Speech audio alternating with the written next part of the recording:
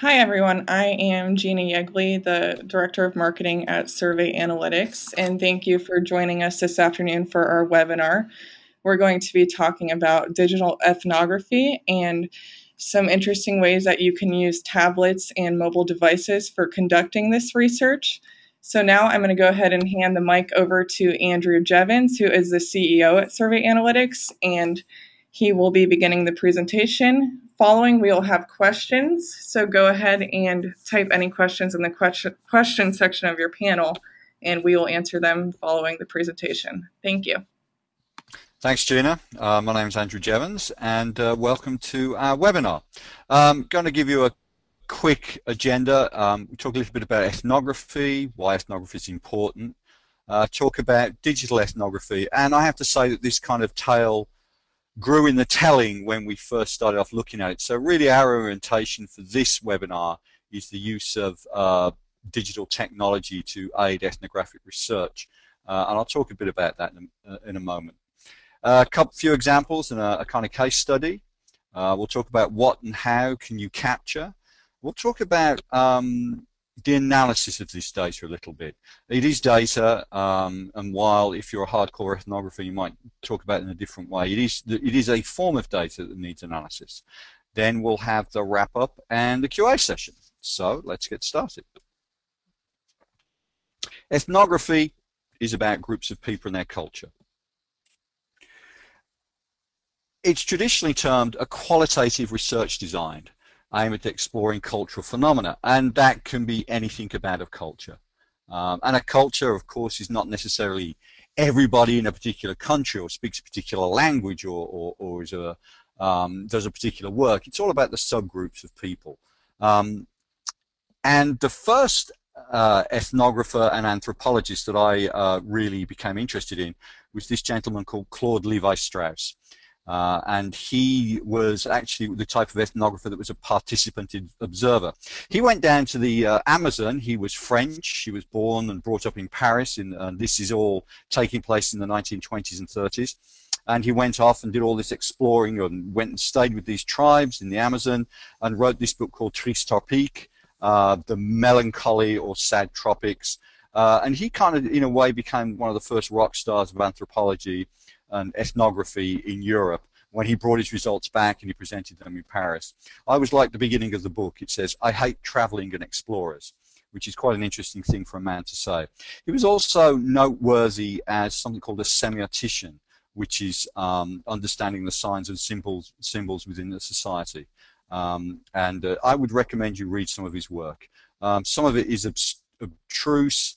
One British commentator called it a huge intellectual joke.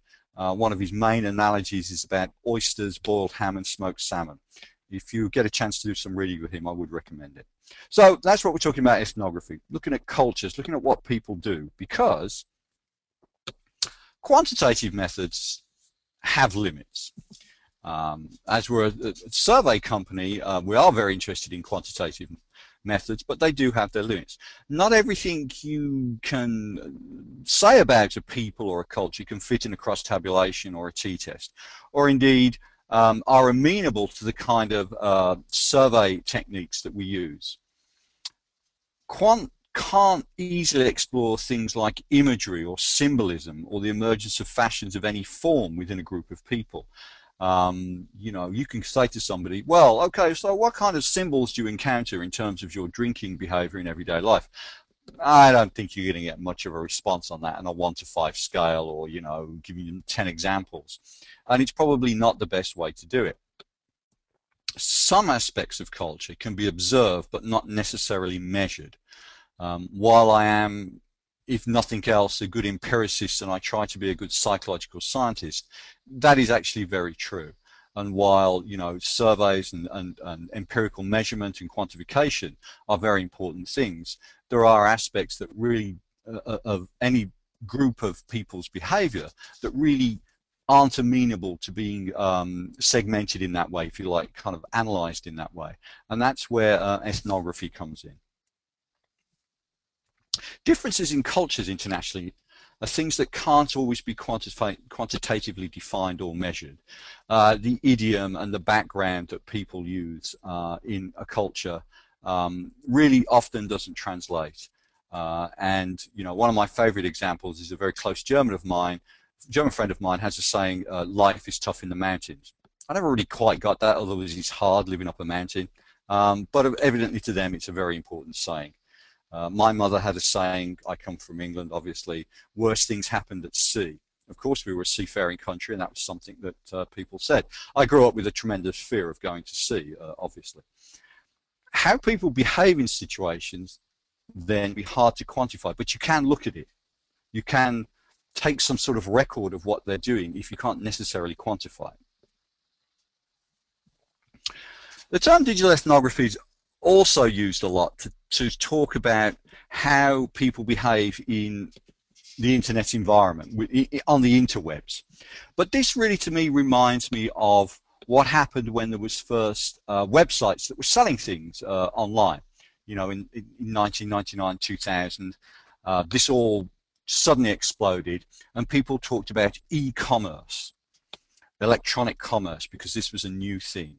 Nobody really uses the word e-commerce anymore, simply because the internet has just become pervasive in everybody's life, and it's just a part of life that you buy things off the web. I mean, there must be very few people in the country, particularly in the USA, who haven't bought anything off Amazon.com.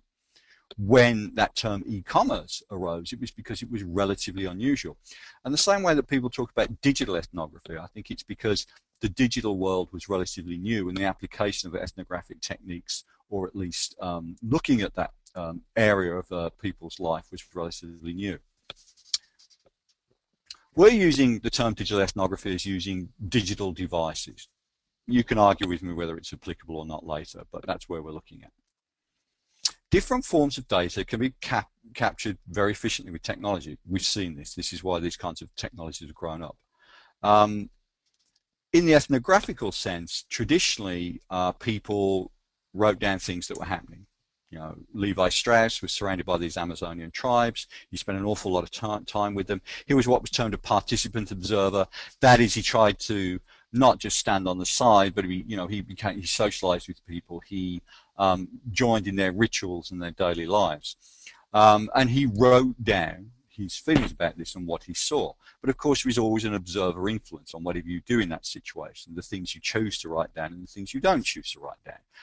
Technology gives us a chance to record things, and then you can really decide, maybe by using many different people, to look at what's recorded and see the different things that different analysts may pick out. It also helps that if you are doing some sort of quantitative measurements, you can do scoring and reliability tests. The basic idea is that, if you have something, it would be a really good idea to have 3 different people do the scoring of whatever it is, a picture showing whatever these kinds of things are. And hopefully, these 3 people, their scoring and what they drew out the picture would be roughly the same in importance. If it's not, you have to wonder what you're trying to investigate. You can capture the cultural context of behavior much more easily. Behavior doesn't occur in a vacuum. Going back to Levi Strauss, he recorded, what he thought he should. But if you take a picture or do a video of what people are doing, you're getting all the aspects of what's going on, not just the things that you should be paying attention to.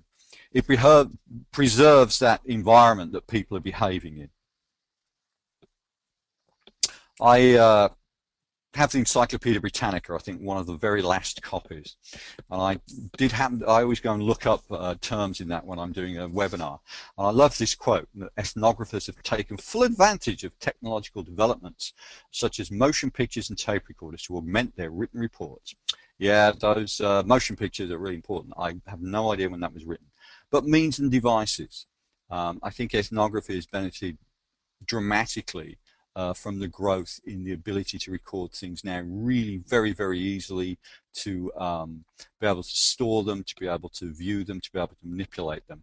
Whereas if we look back at poor old Levi Strauss with his notebook in the Amazonian jungle, he was pretty limited about what he could do. I'm going to go through a few examples here that we feel are salient to this discussion. You can stand in a store and you could observe how people interact with certain shelves and displays. You can send them a questionnaire, a survey, afterwards, and if you're using the technology we talked about in our last seminar, geofencing, maybe you can send them a survey the minute they step out of the store, or half an hour after, and say, well, you know, what did you do? Did you find things easy to find? Didn't you? All that kind of stuff. But there's nothing like being able to look at how people behave and interact with the shelves rather than asking them what they felt. A couple of years ago, and the term that people used for this was mobile ethnography, because we were asking people to record part of what they were doing, was how were people celebrating the Super Bowl. And we asked people with smartphones to take a picture of what they were doing when it was the Super Bowl. It seems like there are a bunch of people there at a bowling alley, which is an interesting way of celebrating the Super Bowl. But we got a wide range of images from this, you know, what people were eating, where they were, whether they were lying on the floor watching the Super Bowl or sitting up. And all this kind of stuff really doesn't fit into a questionnaire. You can ask a limited amount of questions of people, but you'll always miss something, you know. It's just that's the way that kind of data collection goes. We also observed that non-alcoholic drinks were just as prevalent as liquor or beer. And, you know, here we again have some of the images. People with what they're actually drinking at the Super Bowl and all that kind of stuff. Now, if you want to do semiotic analysis of this behavior, this is the ideal sort of data that you can get. You can't really do semiotic analysis on survey data. It just doesn't really fit in very well. If anybody's got, you might be able to do it on the open ends, but on the ordinary quantitative stuff, you just can't do that. And that can provide a lot of information to people as to how exactly that environment differs among different groups of people. Something we're also working on at the moment is a study of fridges and pantries. We ask people again, using mobile technology, take a picture of what's in your fridge or your larder. And there are two things about this. One, you want to know what exactly is in there. People send out a questionnaire. You might say, well, you know, tell me if you've got milk, meat, eggs, all that kind of stuff, but you won't cover everything. You know, you'll find all sorts of interesting hints about people, different groups of people, from simply looking at the fridge and simply finding out what they've got in there, as opposed to trying to get them run off some sort of laundry list. Of course, you know, if you're doing the kind of audits that a lot of companies want, sort of counting exactly what's in there and how much of it, this is very useful as well. But, you know, this study we were doing for a couple of reasons. The main reason was that we were trying to introduce some new analytical techniques that I'll talk a little bit about later. So we asked people to take a picture of their fridge or their pantry. Seemed like a simple request. Of course, these requests never are. And we've got back about 480 images. Now, this obviously is a very nice fridge. It's not my fridge. It's got lots of nice food in it. It's got a bunch of nice beer in it. And I would really like to have that fridge in my house. There's a few more fridges. Fridge on the left, yeah, you know, that's a pretty good fridge. Fridge in the middle illustrates one of the issues with asking people to take pictures. Sometimes things get clipped off. You have to be clear. We did ask that people took, you know, a full image of the fridge. It doesn't always work. Fridge on the right, yeah, it's a fridge, and it's got nothing in it. And, you know, that's data in and of itself. You know, you could think that somebody was playing a practical joke, well, possibly, but maybe they just moved in somewhere and, you know, that was the image of what they got in their fridge. Some more pictures. Yeah, the one on the right, it's a fridge. Technically, it's a fridge. It's actually, I think, the icebox. I have no idea what's in there. And the image on the right illustrates one of the issues of asking people to do things. Either the word fridge in this lady's culture is homophonic with a young baby, or she just didn't want to do the study properly and just wanted to get the reward. But these are always things that you come across in this kind of data and this kind of data collection technique. And there's an argument that this is data in and of itself, and there could be an interpretation made of this. Now, as I said, one of the reasons we were doing this was trying to find out what was in people's fridges, and our first thing was to find out what kind of brands were going to appear. And, you know, we got 480 odd pictures. And the question then becomes, how do you analyze this? How do you go through it? What do you do with it? And this is one of the challenges of collecting this sort of data, If you collect survey data, well, it's pretty clear how you analyze it. I mean, and you don't have to go through except for open ends to do any recoding. You might collapse some codes on surveys, but it's not really that difficult. When you're gathering this sort of data, you've got to do something with it. You've got to have somebody maybe look at 480 images and work out what's in there, or several people look at 480 images, or listen to 200 audio recordings of people describing what they find difficult about their lives, or 200 videos of an activity. It's a lot of data, and it's a lot of analytical work. You've got very rich data to start with. You've got very rich images, if you like, but you've got to condense them. So what part of this project is working with a large European university who have developed some techniques to analyze images. And the idea is that you at some point can basically go in and say, show me all the images you've got of people drinking. And it will show you all the images of people drinking. You have to predefine your categories, but they can be pretty wide. You know, show me all the images of people outside. It'll show you all the images of people outside. There is processing done on this, so that then it becomes much more easy to manipulate this data and rule out the pretty babies and the empty fridges. And it may be in some studies that you do have a lot of noisy information like that. But this kind of technique, which we're very hopeful about and will possibly be the subject of a future webinar, gives people who collect this kind of data a jump start on when they come to do their forms of analysis on it. So, we regard digital techniques as an easier way to observe people. You get the results faster, and that really just means that you can get the interpretation and analysis done more quickly. With technology, you can capture, obviously, photos, videos, sounds. You can capture where people are. You can capture all aspects of their life. And this applies to tablets. We like tablets as a tool for ethnographers in that they have a good form factor. They're not as difficult as smartphones to use. Nice big screen. You really can use them on and offline. They really don't need to be connected all the while, so you can collect your data and upload it. So you can be in the middle of a field somewhere, maybe do an ethnographic study of cows or dandelions or something like that, and you can collect the data there. And also they're pervasive and relatively cheap. It's not that expensive to equip a field force with Android tablets. If you want to go for iPad 3s, then yes, it becomes a bit more complicated. But they are really, we think, the ideal kind of observational companion for anybody who's doing this kind of ethnographical work. I'm going to talk a little bit now about our software, which runs on tablets and smartphones, that enables and assists people to do this kind of data collection. We have a suite of interconnected tools. The main one I'll be talking about is Survey Pocket, which is our tablet data collection system. It can be used for analysis. We also do online surveys, advanced analytics, and data visualization. And as I said, what we're going to have a very quick look at is the Survey Pocket tool. Some of our clients, incidentally, people like McGraw-Hill, Bose, Zynga. Zynga do some really interesting things. Boehringer Ingelheim Drug Company, Liberty Mutual, Microsoft. So we've got a pretty wide range of people, ranging from everybody who make drugs to games to people who generate software or make things you listen to. Typical uses of these things are informal questions about day-to-day life, not very structured questions. You might want, as I said, you might say to somebody, well, how is today difficult?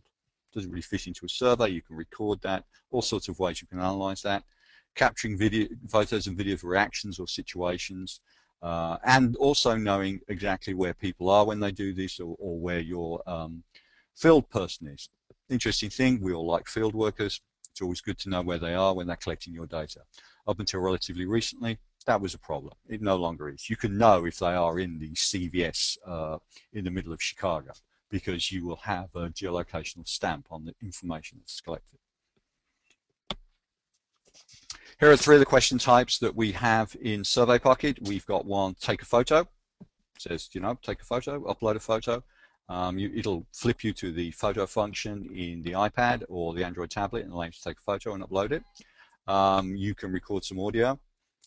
We were going to do a study in Cincinnati as a bit of well, not a joke, but as a study, to go to a Reds game and say to people, what do you think of the manager of the Reds outside the Reds game? And you can see how you get a lot of interesting information that way, rather than using a survey.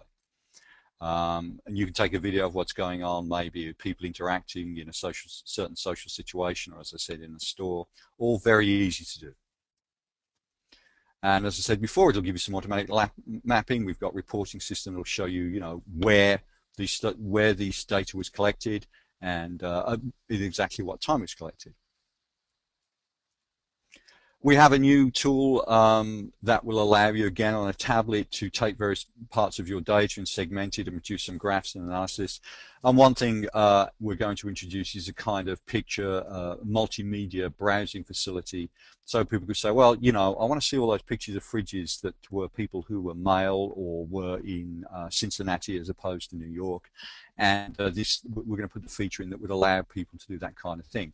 And given that the analysis can be very subjective, a tablet's a great tool, as we all know, to sit around with wherever you are and kind of be able to do that kind of stuff, rather than have to sit with your laptop. It's a small issue, but when you look at aeroplanes, an awful lot of people are pulling out tablets now rather than laptops to do their work. And we actually think that trend's going to kind of go forwards as time passes.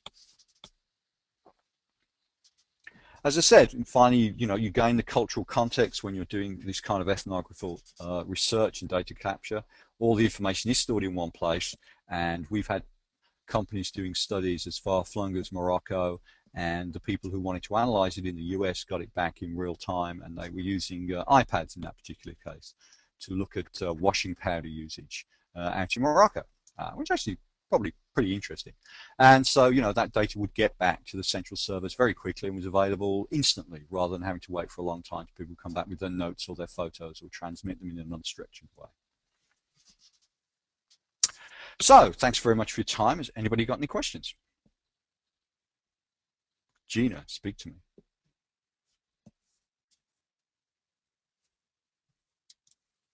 All right, Andrew, yes, we have a question, and the first one is from Tony in regards to the fridge study. He asked if there is a margin of error between the people who stage their fridge photo, for example, if they clean their fridge beforehand because they know a photo is being taken. I really don't know, but that's a really interesting question. We were trying to emphasize spontaneity. I mean, I would be a bit embarrassed to take a picture of my fridge, for instance. Now, I'm sure Gina's fridge is spotless, of course, but mine pretty much isn't. But that's an interesting question. I think it's one of those things where you want to try and get people into spontaneity. But no, yeah, I don't know, but it's a good question. Okay, the second question is from Timothy. And he asked if you need permission before you ask people to take tablet photos in public stores. Yeah, it's a good question. I mean, but then again, you don't ask people for if they agree to be surveilled in public stores. The surveillance cameras all over public stores, and yeah, I mean, again, and as we spoke about the last webinar, concepts of privacy are evolving, obviously, but I would tend to say no, because there are a lot of systems who observe people's behavior on, particularly in supermarkets and in retail environments, that don't ask their permission. There's some technology that I saw recently that can show you exactly when and how somebody reaches for a certain package or can on a shelf, and they just leave this running, and then they collect the data at the end of the day. It's actually a very fancy system. It's quite impressive. But then again, yeah, you may see a sign as you walk into the supermarket saying you're under surveillance. I think that covers it for the moment. Okay, the next question is from Thomas, and he asked, what is a good sample size when utilizing tablets for research? Well, I think this comes back to what is a good sample size. And my first answer is going to seem rather facetious, as many as possible. But there's actually truth in that. The other thing is to look at the kind of effect, if you are doing quantitative analysis, see what kind of sample size you need. There's lots of calculators for that. I'll give you a rule of thumb, and this is from a gentleman called Jonathan Jeffcoat, who is a very well-known statistician within the industry. He used to be head of statistical methods for Synovate. He's a member of the Royal Statistical Society. He's a fellow of the Royal Statistical Society, and he's generally a statistics guru. And if you were to say to him how many, the answer would be, if you look at the way your study is structured, let's say you have males and females and different regions and all that kind of thing, so you can think of it as a grid, if you like. You need 10 people in every cell at least. And I was taught that when I was doing stats as well. And if you have less than 10 people in each one of those cells, it's very unlikely that your eye would feel that your research is going to come out as well as it should.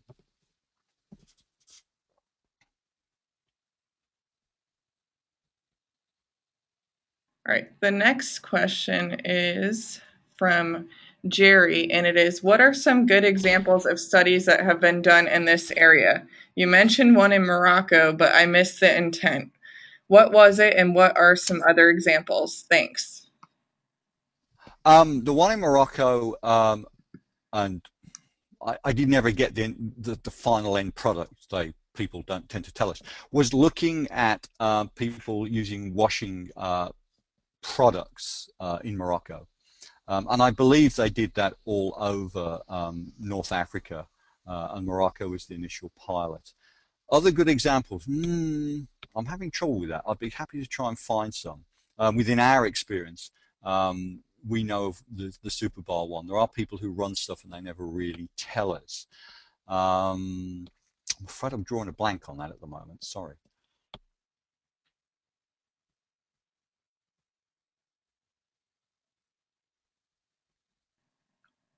Okay, the next question is from Valentina, and it is, can you talk a little more about actually looking through the photos or videos and how you go about deciding on what to analyze or focus on? Good question. I think you're either going to have a hypothesis that is, you know, most people have X or do Y in this particular context. You could have a very simple measurement you wanted to take, you know, how many different types of beer do people have in a fridge? How many different types of drinks do they have in the fridge? You could also have something a bit more reified, saying, if you're looking at videos, saying, what is the type of the interaction between, person or object A and person or object B within this kind of context that we've done the recording. It is a problem if you don't have a hypothesis when you go in of what you're trying to look at or what you're trying to prove or disprove or what you're trying to find. You've got too much data to look at. You can't analyze every single element of a picture or a video or some sound.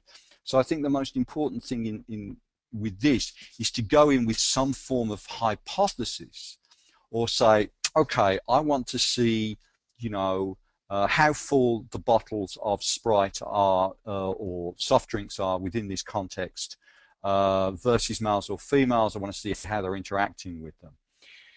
It's information overload. You've got to remember, as I was talking about Levi Strauss in the Amazonian jungle, he obviously had to take some sort of view on what he was going to record. He couldn't record the details of every single social interaction that happened within a period of 2 minutes with a group of people. You just couldn't do it. But you can do that with a video. You can video them for 2 minutes, then you've got a huge amount of information. So I think that's one of the challenges when you're doing this sort of analysis, is deciding what you're not going to look at, what isn't relevant to the subject of research or the hypothesis you have. I hope that was helpful. Okay, the next question is from Donna, and she's asking if children can participate in this type of research. Yes, they can, but you do have the privacy and permission issues with the parents, and definitely with children. There are different guidelines in different countries, and different research organizations have different standards. The key thing is, I think I think over 13 you've got less problems than under 13, but certainly still between 13 and 18 I think there still has to be some permission somewhere. Although I'd have to check on that because I saw somebody doing a study which was like 15-year-olds, and I'm pretty sure the parents weren't giving permission. Um, didn't give permission for everything. They may have given a blanket permission to receive survey requests, survey invitations to that sort of group. Children, yeah, you do have to be very careful and document very carefully what you're going to do, and also be careful of where the images are being stored and how they're stored and how secure they are. Because the worst thing you want is a bunch of images to get released into the public. Not that there'll be anything particularly wrong with them, I'm sure, but people get very upset when pictures of their children just go out at random. Okay, the next question is from Thomas, and he's asking, would we provide tablets if someone does not have one, or do they have to own a tablet? We don't provide the technology. There are places when you can rent them. You can rent iPads or you can rent Android tablets. There's several companies that do that. You can do it with smartphones. It's just the UI tends to be a bit more fiddly on some of these things. The next question is, with Survey Pocket, can the respondent use the app without a device key? I'm confused about access given the business model for Survey Pocket based on the number of devices. Device keys are the licenses you have. They are the number of devices that can use the Survey Pocket application. So currently, for anybody to use Survey Pocket, they must have a device key.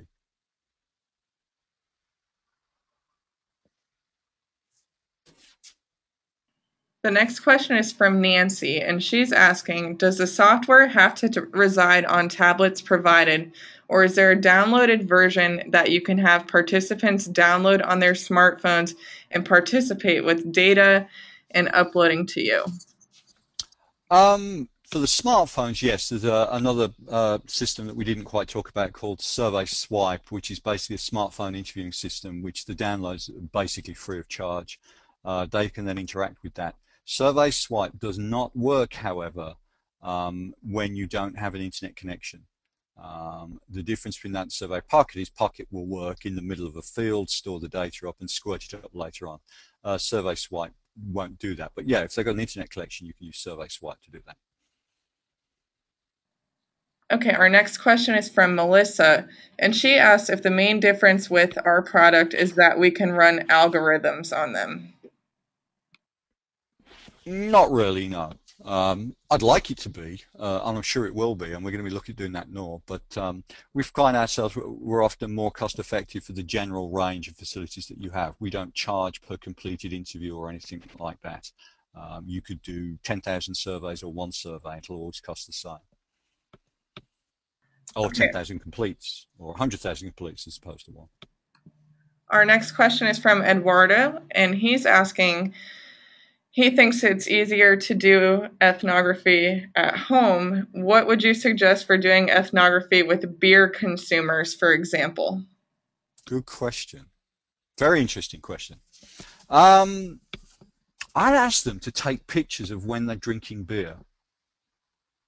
Just first off. I mean, unless you've got very specific questions, you know, about, you know, what brands you consume and how much you do a week. If you want to look at the social context, if you want to look at the unspoken influences of beer consumption, I'd just say, hey, every time you're consuming beer, you know, take a picture of the room, take a picture of where you are. You know, what else is on the, you know, show me what, you know, just show me the general environment. You know, you might find that, you know, there are certain things on the table or they're in a certain context. I think that would be pretty interesting, actually.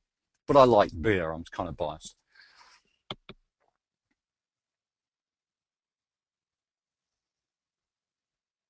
Okay, the next question is from Valentina, and it is, how detailed do you tend to be when giving instructions to participants about what you want them to record? I think as the fridge study shows, yeah, it's interesting. I think you have to be fairly detailed. We said, you know, take a picture of the fridge, you know, make sure it's clear, make sure it shows all the context of the fridge and the same for the pantry. Even when you tell people that, you get a picture of a baby. Actually, there are pictures of babies, jet engines, people, penguins, which was an image that was on the smartphone. Within that context, where it's self-completed, I think you've got to give, on the one hand, clear instructions. But if you give the instructions are too tight, you may miss out on certain elements. Just to answer about the beer question, if you say, well, take a picture of the bottle of the beer that you're drinking, well, you get a lot of pictures of bottles of beers, but you might not get any information about the cultural, social environment that they're consuming the beer in. It goes back to what sort of questions you're hoping to answer, I think. The next question is from Jerry, and he is asking, would response and effectiveness of a new promotional stand in a grocery store be an example? Was it appealing? Did people pick up the product? That could work potentially. Yes, that could. Yeah, and I think that's something where, as I talked about the other system that will measure in very fine detail, it actually uses Xbox Kinect technology. It's really pretty cool, very expensive to show, people, it'll tell you, do people pick the product up and put it back and show a video of it. In the same way, you could do a simpler way, yes, with how people interact with the kiosk. Much simpler to do is just somebody observing them, something there, maybe somebody with an iPad taking pictures or taking short videos of what people are doing. Our next question is from Marta, and it is, how structured is the report of the results sent to the client? Well, I'll have to push that back on the researcher. I think we provide a certain level of reporting, obviously with images and all that kind of stuff. We'll provide you with the images. I think that, sorry not to give a very good answer here. I mean, it depends on the nature of the hypothesis, what's your investigation. If somebody said, going back to beer, I really want to know what kind of environments and social environments and physical environments people consume beer in. Is there anything, unusual you can tell us about it, anything significant? That's going to be maybe slightly less structured than when you're saying, well, take a picture of the types of beer you're consuming and tell us the demographics of the people who responded. The next question is from Chris, and it is, have you used mobile ethnography among physicians or patients? Yeah, physicians. There are, I know that we've kind of got this running in a hospital where people are setting up kiosks. That's actually for a survey using tablets. I think this could be something where, if you want to look at the context of the waiting room, things that physicians won't normally report to you. If you do work with physicians, you have to pay them a lot of money to get any information out of them normally. So you can perhaps get a lot richer information by asking them to do a single thing that contains a lot of data, like an image, rather than,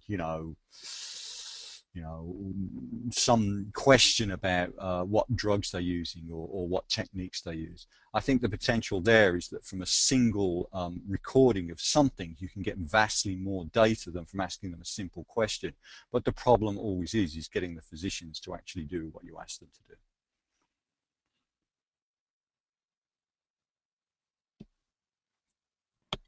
Our next question is from Tony, and is, do you see any potential bias in beer studies in different cultures?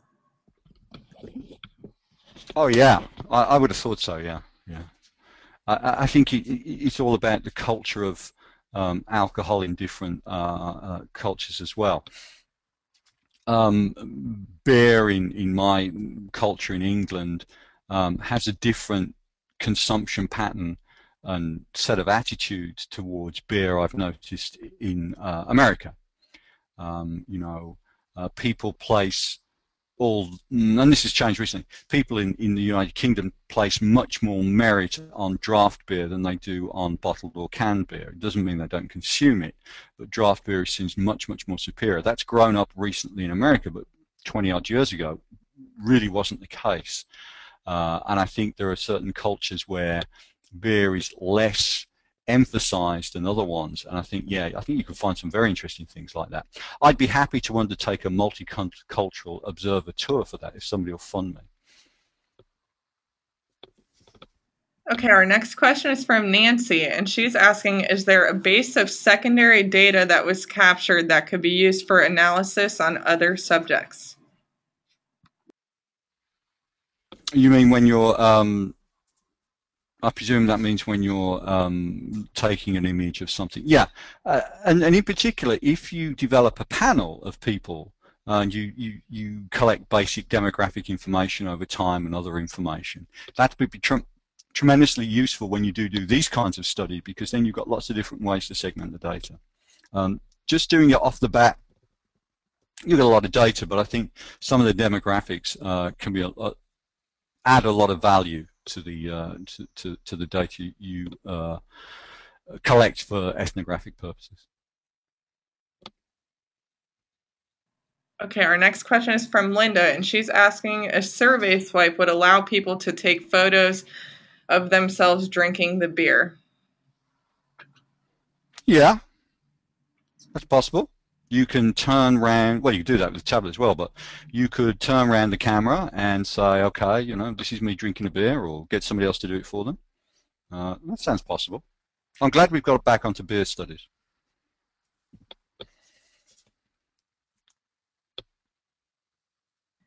Okay, next question is from Frankie, and he's trying to understand if the tablet use you are recommending is app-based or browser-based. If an app, how does this work in terms of how you price the project? I'm talking about app-based. In terms of pricing the project, basically the cost of the app or the cost of our licenses, we don't charge per complete or per project, so it really would be the cost of the license keys for Survey Pocket.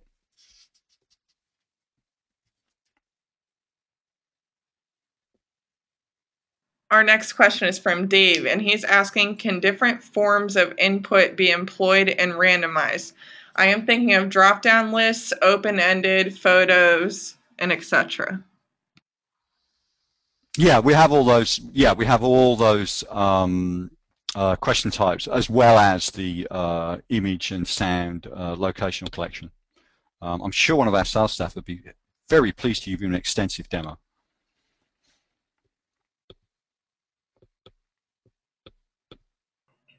All right, and at this time, we're going to go ahead and wrap up our presentation. And Andrew, if you could go to the contact slide. There you go.